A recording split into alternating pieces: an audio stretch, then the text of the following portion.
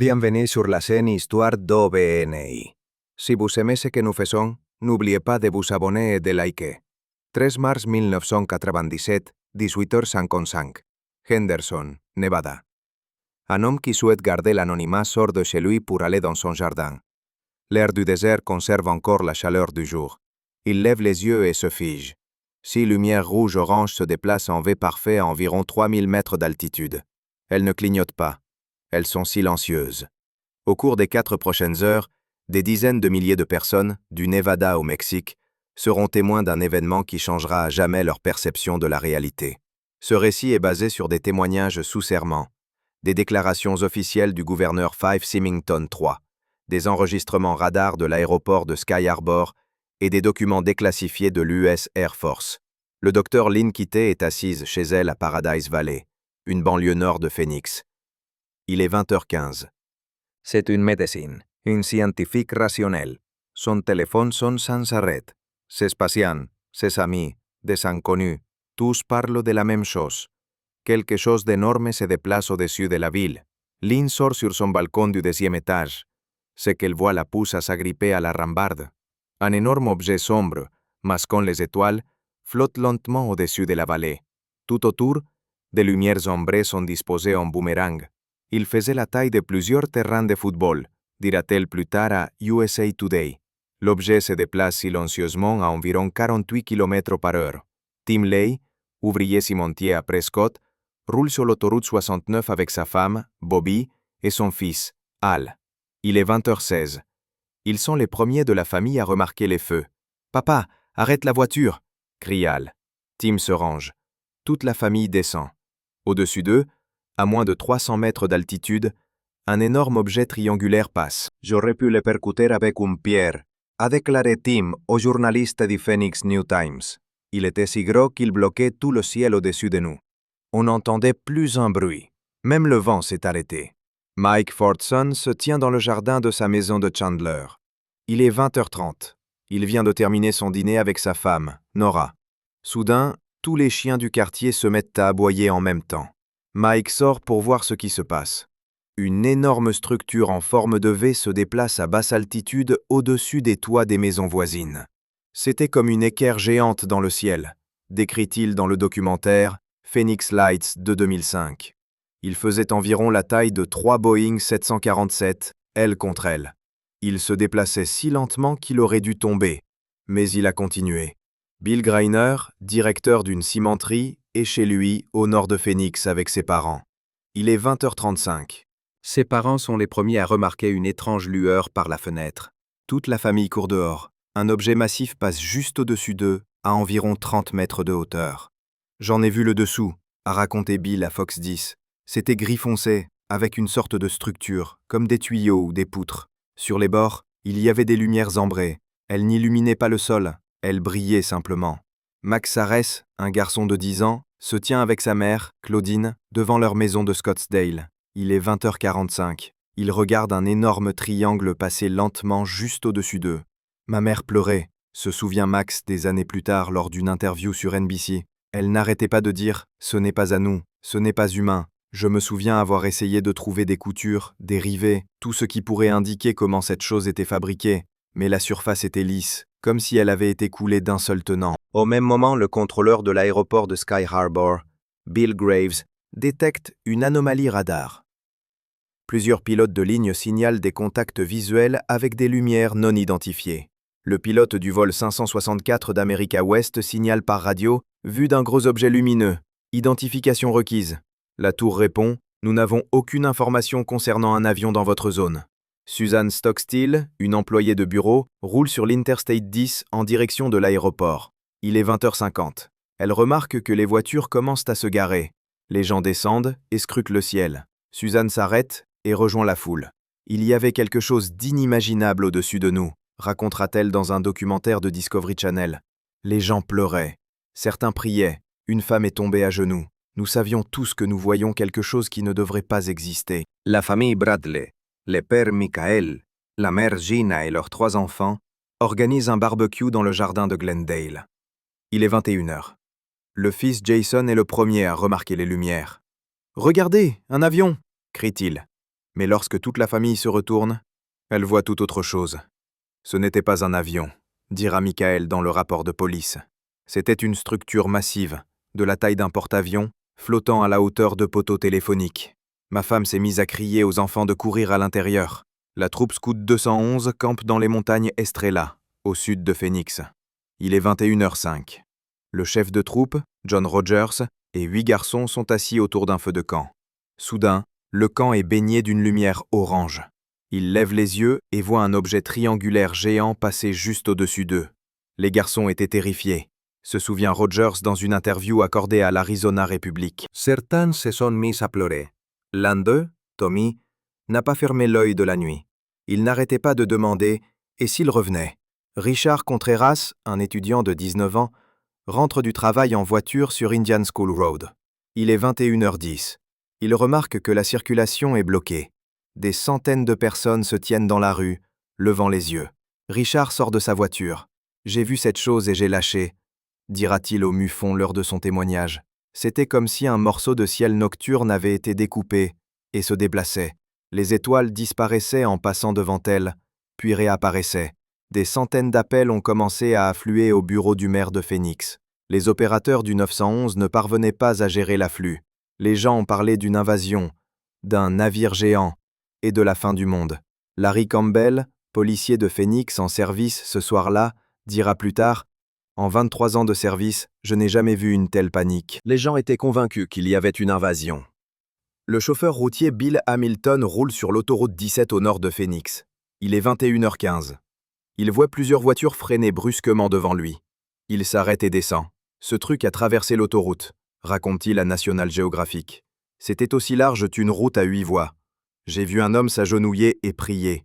Une femme à côté de lui hurlait dans son téléphone. « Ils sont là, ils sont là. » Le docteur Bradley Evans, astronome amateur, observe le ciel au télescope depuis son jardin de Tempe. Il est 21h20 lorsque le bord d'un objet massif apparaît soudainement dans son champ de vision. « J'ai essayé de me concentrer sur les lumières », a-t-il décrit dans le magazine Sky and Telescope. Elles étaient différentes de tout ce que j'avais vu auparavant. Il n'y avait aucune source visible, juste une lueur de plasma, comme si l'air lui-même brûlait. La famille Kremer fête l'anniversaire de sa fille Emily dans un restaurant du centre-ville de Phoenix. Il est 21h25. Soudain, un serveur laisse tomber un plateau et pointe du doigt la fenêtre. Tout le monde se précipite vers les fenêtres. Les gens criaient, se souvient Karen, la mère d'Emily, lors d'une interview avec CNN. Certains se cachaient sous les tables. Le gérant essayait de calmer tout le monde, mais sa voix tremblait. Ma fille a demandé « Maman, est-ce la fin du monde ?» Je ne savais pas quoi dire.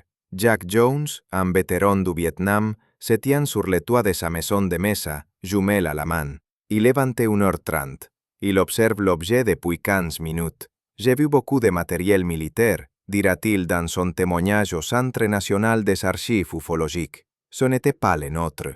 Nous n'avons rien de tel. Il se déplaçait trop lentement pour sa taille. Aucun bruit de moteur, aucun mouvement d'air. Maria Sanchez travaille comme infirmière à l'hôpital Saint-Luc. Il est 21h35. Elle est en pause sur le toit de l'hôpital pour fumer une cigarette. Ce qu'elle voit lui fait lâcher sa cigarette. Il y avait un énorme triangle qui dominait la ville, racontera-t-elle dans son rapport de police. J'ai couru appeler les autres.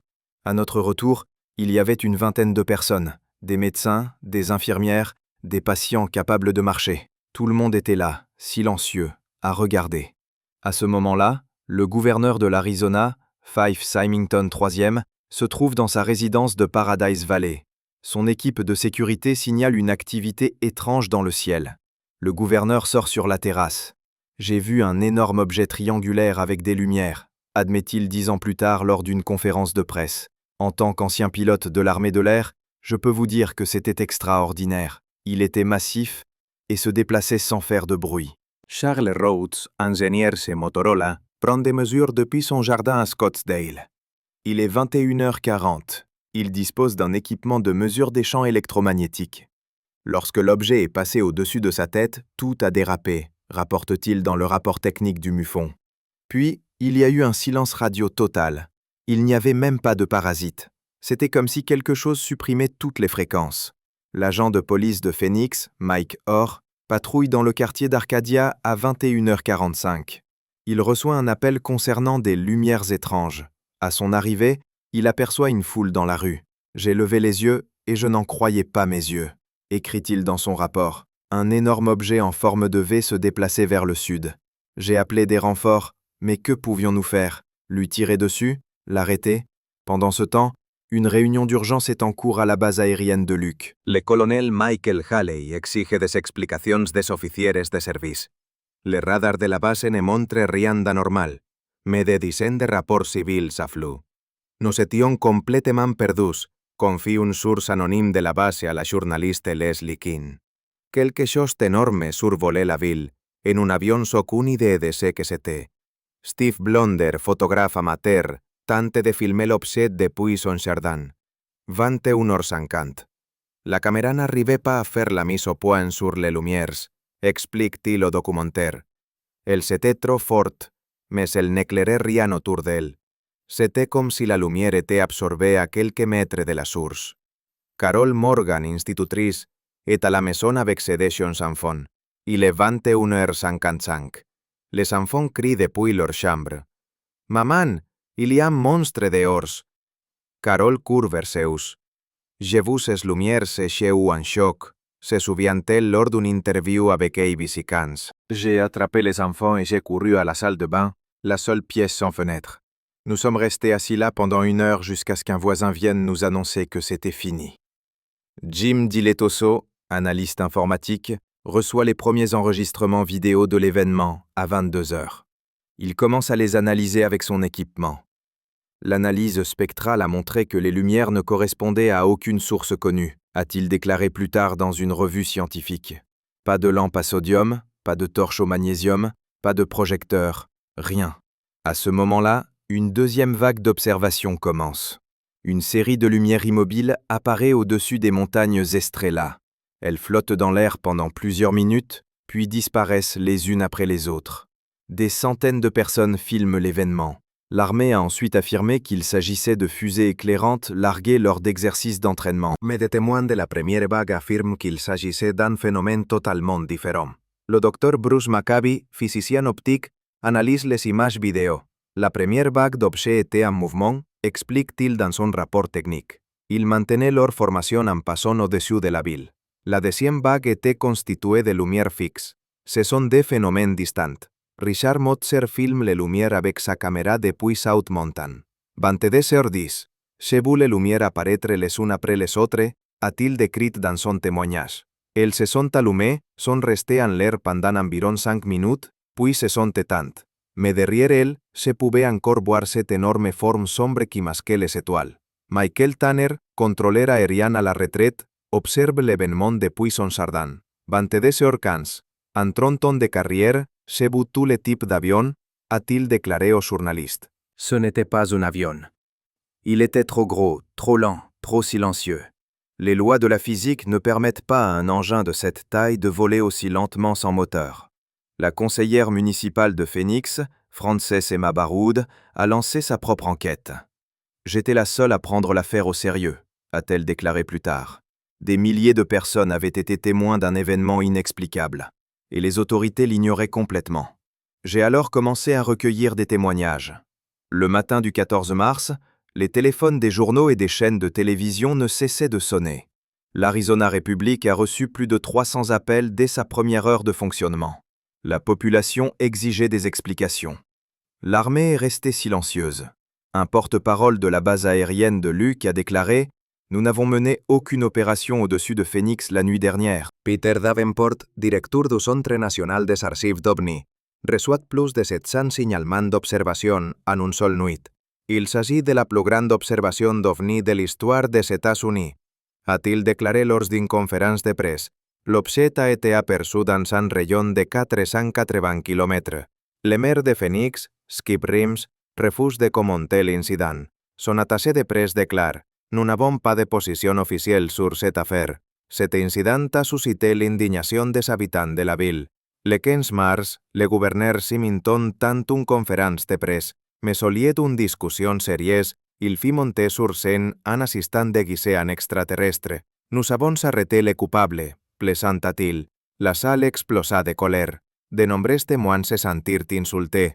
Jim Diletoso poursuit son analyse des images. Il constate que l'objet se déplaçait en ligne droite de Polden à Phoenix, puis vers le sud. Sa vitesse variait entre 48 et 64 km par heure. La trajectoire était parfaitement droite, note-t-il. Aucune déviation, aucune manœuvre. Le capitaine de l'armée de l'air à la retraite, Chris Kelly, a déclaré à Fox News « J'ai piloté tous les types d'avions militaires. Ce que décrivent les témoins ne correspond à rien de ce que nous avons en stock. Un objet de cette taille ne pourrait pas voler aussi lentement et silencieusement. » Le docteur Lynn Kaiti lance une enquête de grande envergure. Elle interroge des centaines de témoins et recueille photos et vidéos. Les gens avaient peur de parler, explique-t-elle. Beaucoup craignaient pour leur réputation et leur emploi. Mais ils voulaient que la vérité soit révélée. Susan Kay, psychologue, commence à travailler avec des témoins traumatisés. Beaucoup ont développé un trouble de stress post-traumatique, rapporte-t-elle dans une revue médicale. Les gens n'arrivaient pas à dormir et avaient peur de sortir la nuit. Les enfants dessinaient des triangles dans le ciel. Une semaine après l'incident, l'armée propose enfin une explication. Un exercice d'entraînement avec des fusées éclairantes. Mais les témoins ne sont pas d'accord. « J'ai vu des fusées éclairantes », raconte John Stewart, ancien marine. C'était tout autre chose. Des fusées tombaient, laissant une traînée de fumée. Ces lumières se déplaçaient horizontalement. Mike Fordson organise une réunion de témoins. Plus de 200 personnes y assistent. Chacun partage son histoire. Beaucoup pleuraient, se souvient Fordson. Ils ont finalement compris qu'ils n'étaient pas fous, que d'autres avaient vu la même chose. Un mois après l'incident, le ministère de la Défense a publié un communiqué officiel. Ces lumières étaient le résultat d'exercices utilisant des fusées éclairantes LUU-2. Cependant, l'analyse temporelle ne concorde pas. La première vague d'observation a débuté avant 14h15, tandis que les exercices n'ont débuté qu'avant 2h. Stan Gordon, un ufologue renommé, se rend en Arizona pour enquêter.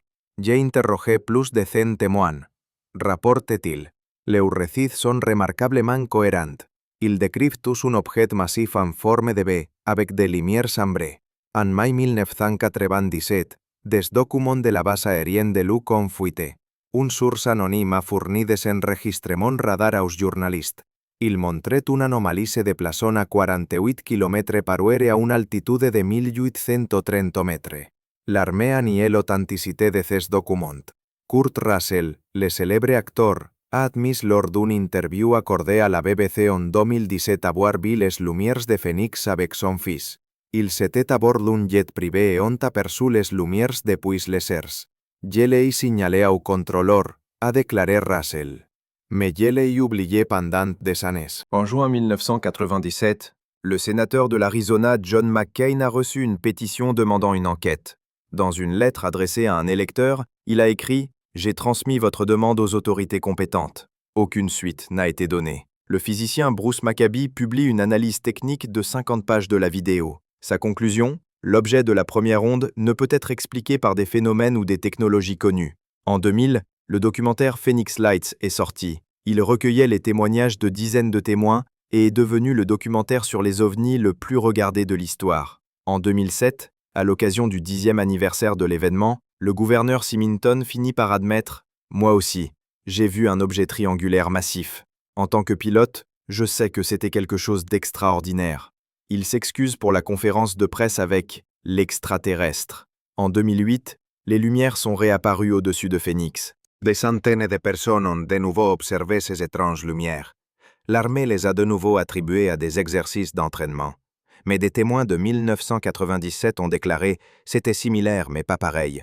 La docteure Lynn Kaiti publie un livre présentant les résultats d'une étude menée sur 10 ans. Elle recueille les témoignages de plus de 1000 personnes. Le phénomène reste inexpliqué, conclut-elle. En 2013, des documents de la CIA ont été déclassifiés. Ils mentionnaient l'incident du Phoenix, mais les détails sont restés confidentiels. Cela a suscité un regain d'intérêt pour l'événement. En 2017, le Pentagone a reconnu l'existence d'un programme de recherche sur les ovnis. Luis Elizondo, ancien directeur du programme, a déclaré « Les lumières de Phoenix sont l'un des cas les mieux documentés. » En 2019, la marine américaine a officiellement confirmé l'authenticité de la vidéo d'OVNI. Cela a changé les mentalités envers le phénomène. De nombreux témoins des Lumières de Phénix se sont sentis justifiés. Aujourd'hui, plus d'un quart de siècle plus tard, le mystère des Lumières de Phénix reste entier. Des milliers de témoins persistent à affirmer leur version des faits. L'armée persiste à prétendre qu'il s'agissait d'un exercice d'entraînement. Mais des questions subsistent. Qu'ont vu des milliers de personnes le 13 mars 1997 ? Pourquoi l'objet n'a-t-il pas été détecté par radar ? Pourquoi les autorités sont-elles restées silencieuses si longtemps ? Certains témoins peinent encore à trouver le sommeil. Ils contemplent le ciel nocturne et attendent. Attendent que les lumières reviennent. Attendent des réponses. Attendent qu'on reconnaisse qu'il n'était pas fou cette nuit de mars, où le ciel de Phénix s'est illuminé d'une lumière inexplicable et où des milliers de personnes ont été témoins de quelque chose qui a changé leur vie à jamais. Frances Baroud continue de recueillir des témoignages. En juin 1997, elle avait accumulé plus de 700 récits écrits. Le plus frappant est la cohérence des descriptions, a-t-elle noté dans une interview au Los Angeles Times. Des inconnus, originaires de différents quartiers de la ville, décrivent un objet identique, massif, en forme de V, avec des lumières ambrées, totalement silencieux. Robert Dean, sergent-major à la retraite de l'armée américaine, s'envole pour Phénix afin de mener une enquête personnelle. Fort d'une habilitation de sécurité de l'OTAN, il déclare « Ce qui s'est passé au-dessus de Phénix défie toute technologie militaire que je connais.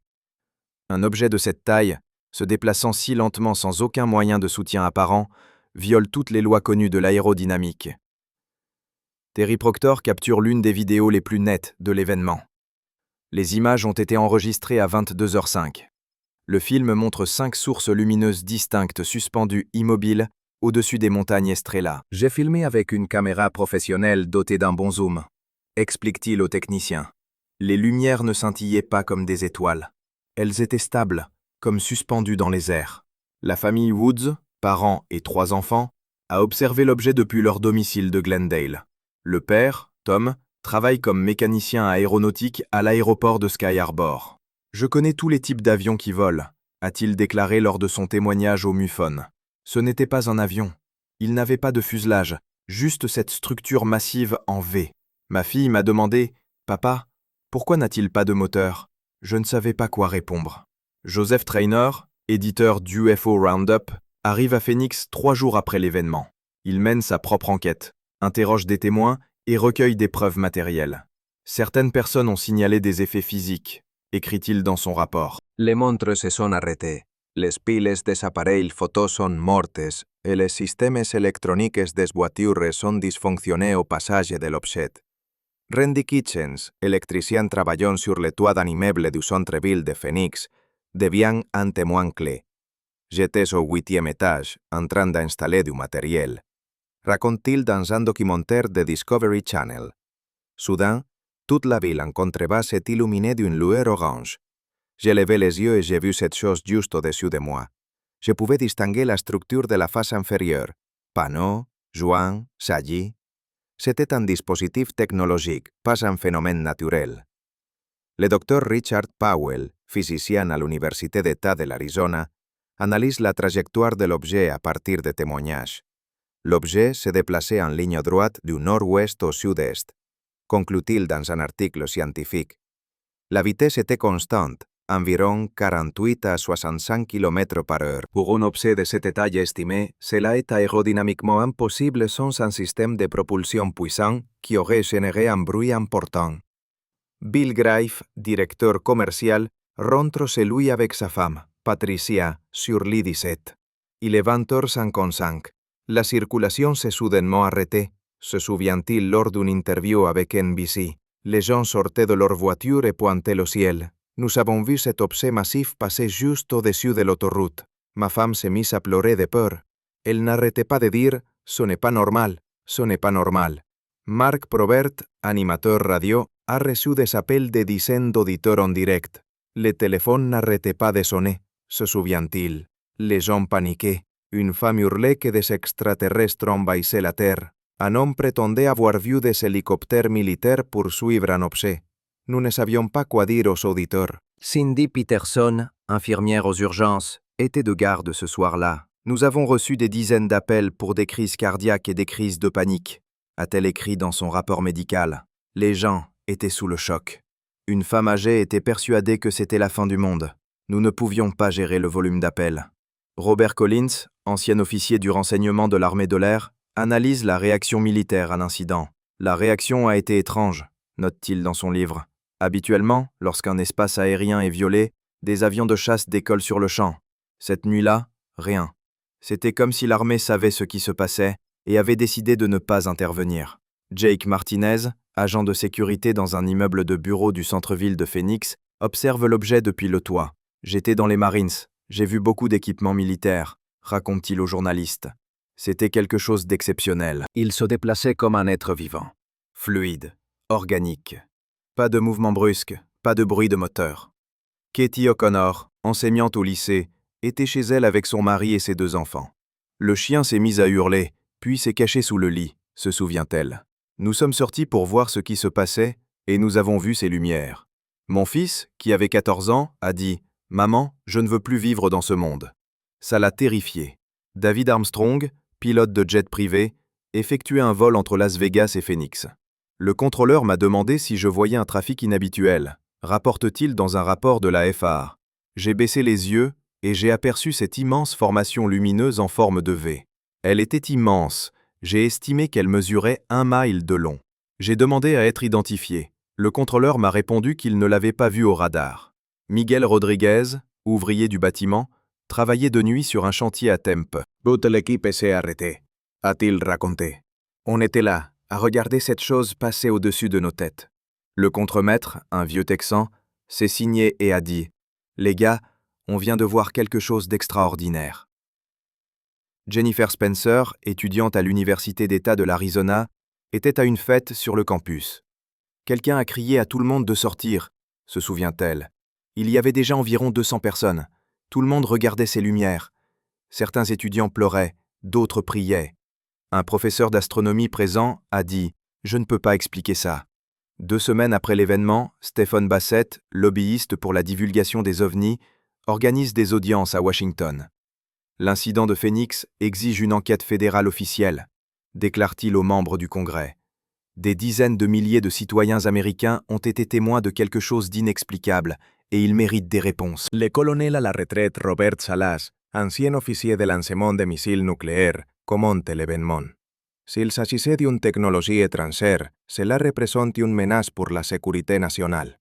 S'il ne s'agissait pas d'une technologie terrestre, eh bien, c'est un problème encore plus grave qui requiert notre attention. James Fox, réalisateur de documentaires, commence à travailler sur un film relatant l'incident. J'ai interrogé plus de 500 témoins en 5 ans, explique-t-il. Les récits sont remarquablement cohérents. Ces personnes ont vu quelque chose de réel, d'immense et d'inexplicable. Le docteur Stephen Greer, fondateur du Disclosure Project, ajoute l'incident du Phoenix à sa liste d'affaires clés nécessitant une enquête. Nous avons des témoignages de militaires, de pilotes et de responsables, a-t-il déclaré lors d'une conférence de presse. Il ne s'agit pas d'une hallucination collective. Il s'agit d'un événement réel que les autorités tentent de dissimuler. En août 1997, une réunion de témoins a eu lieu au Phoenix Convention Center. Plus de 600 personnes se sont rassemblées. Chacun a partagé son histoire et montré des photos et des vidéos. C'était comme une thérapie de groupe, se souvient Jim Diletoso, l'organisateur de la réunion. Les gens pouvaient enfin parler ouvertement de ce qu'ils avaient vu, sans craindre le ridicule. Michael Shermer, un sceptique notoire, se rend à Phoenix pour enquêter. Après avoir interrogé des témoins, il déclare « Je suis venu en étant sceptique, et je le reste quant aux origines extraterrestres. Mais je dois admettre que ces personnes ont vu quelque chose d'inhabituel. L'explication par l'éruption ne couvre pas toutes les observations. » Le capitaine de police de Phoenix, Michael Orr, soumet un rapport à ses supérieurs. Je recommande la création d'une équipe spéciale pour enquêter sur cet incident. Le nombre de témoins et leur statut social exige une approche sérieuse de ces affaires. Le rapport reste sans réponse. En septembre 1997, une équipe de scientifiques de l'Université de l'Arizona a publié un rapport. L'analyse des images et vidéos montre que la 10e vague de lumière pourrait bien être des éruptions. Cependant, la première vague d'observation Un objet massif en forme de B reste inexpliqué. Tom King, meteorologue au Service Meteorologique National, analyse les conditions météorologiques cette nuit-là. La visibilité était parfaite, sans inversion de température ni autres anomalies atmosphériques susceptibles de provoquer des illusions d'optique, conclut-il dans son rapport technique. Richard Dolan, historien des ovnis, évoque l'incident de Phoenix dans son livre UFOs and the National Security State. C'est l'un des cas les plus marquants de l'histoire, écrit-il. Le nombre considérable d'observations, la qualité des témoins et la présence de preuves matérielles témoignent de la réalité de l'événement. En octobre 1997, une note interne du bureau du gouverneur a fuité. Elle stipulait « Nous recommandons de minimiser le débat public sur l'incident du 13 mars. Une attention médiatique soutenue pourrait semer la panique au sein de la population. » Nancy Talbot, chercheuse en paranormal, arrive à Phoenix pour enquêter sur d'éventuelles traces physiques. Certains témoins ont signalé des effets inhabituels sur la végétation dans les zones où l'objet est passé, note-t-elle dans une revue scientifique.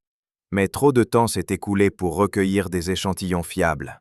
En novembre 1997, le Conseil national de recherche a publié une déclaration.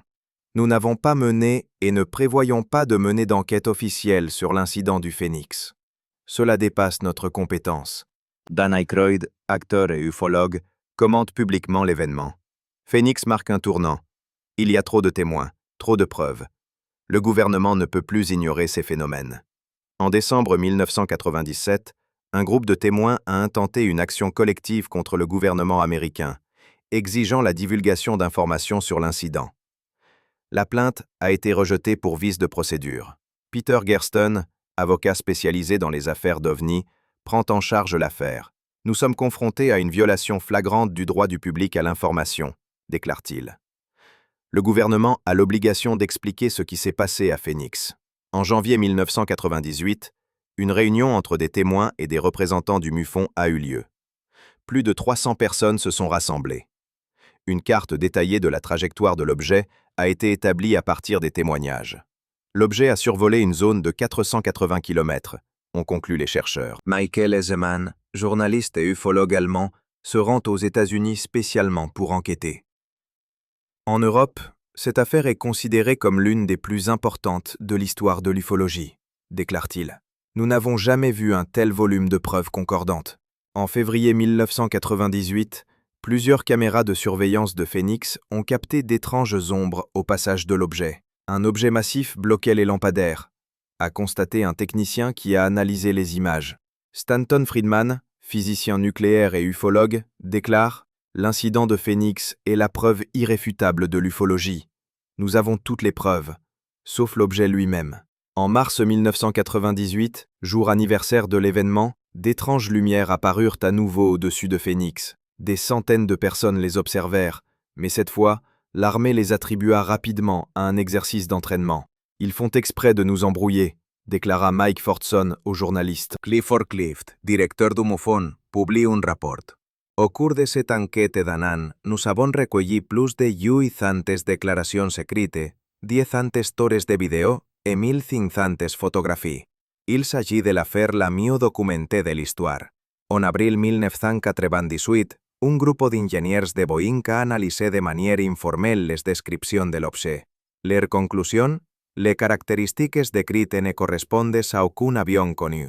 Un objet de cette taille ne pourrait pas voler à une vitesse aussi faible sans un système de propulsion puissant et bruyant. Chaque balai, chercheur renommé, visite Phoenix. Cet événement a changé la donne, déclare-t-il. On ne peut plus considérer le phénomène OVNI comme marginal. Il y a trop de témoins respectables.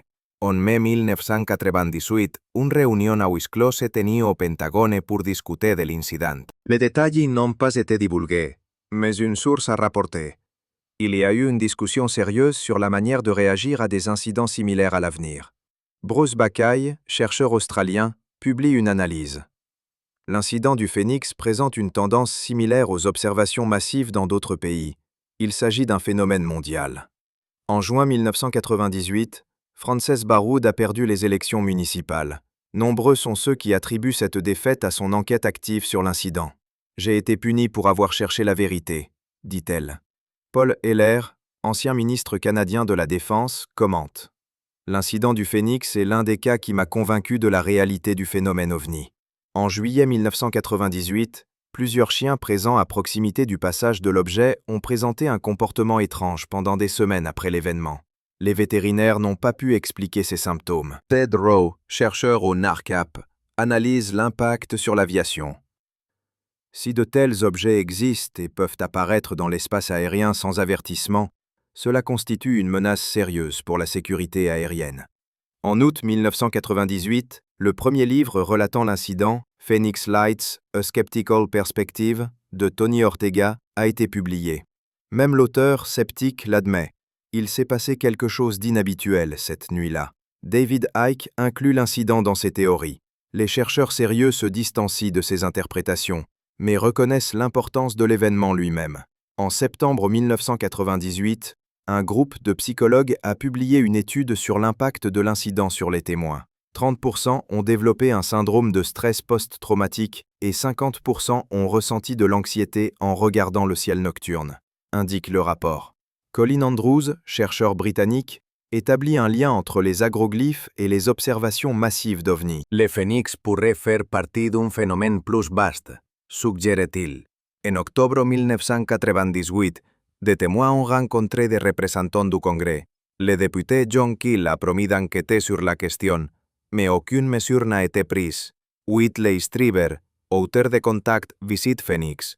Les témoins présents ont vécu une rencontre collective avec l'inconnu, déclare-t-il. Cela les a changés à jamais. En novembre 1998, les médias russes ont publié des reportages sur l'incident. Même en Russie, nous suivons cette affaire, écrivait Komsomolskaya Pravda. C'est un événement d'importance mondiale. George Norrie, animateur de l'émission de radio Coast to Coast, consacre plusieurs épisodes à l'incident. Les appels continuent, dit-il. Des gens de tous les pays partagent des observations similaires. En décembre 1998, un groupe de scientifiques du MIT a analysé les images vidéo de manière informelle. Leur conclusion: les lumières ne présentent pas les caractéristiques de phénomènes naturels ou artificiels connus. Linda Howe, journaliste d'investigación, publie une série de reportages. C'est des sources militaires qui confirment qu'il ne s'agisse pas d'un exercice d'entraînement, déclare-t-elle. Fojanvier 1919, un nouvelle vague de lumières similaires a été observée au-dessus de l'Arizona. Les médias ont surnommé este phénomène le retour des lumières de Phoenix. Alejandro Rojas, cherchores a Open Minds, lancé un proceso a long terme visant a documenter tous les aspectos de l'incident. Cela prendrà des années, dit-il. Mais l'histoire doit être préservée.